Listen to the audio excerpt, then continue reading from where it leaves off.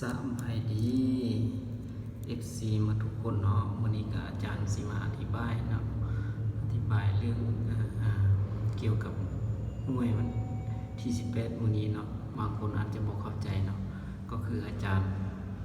สีสั่งรวมออกมาอยู่ในสูตรของอาจารย์นี้เนาะมันจะมี10ซอง5ซอง9ซองเนี่ยอันนี้เลขเนาะอันนี้เป็นนามสัตว์เนาะเป็นเลขม้าเนาะแล้วก็14 54 94เนาะอันนี้เป็นเลขเนาะเป็นนามสัตว์นี่มันเด็กแมวเนาะแมวนี้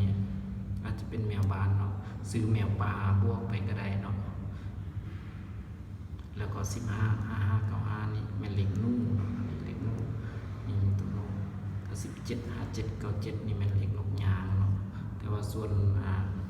หลักเนาะบ่ได้หมดเลข3ตัวก็อาจารย์บอกไปเนาะก็มีหลัก5หลัก8เนาะเอาอยู่ในนี้เนาะผู้ใดมักตัวใดก็เอาตัวนั้นเนาะ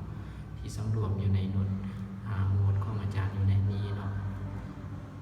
ที่ว่าที่แล้วอาจารย์บอกไปเนาะมันจะเป็นอยู่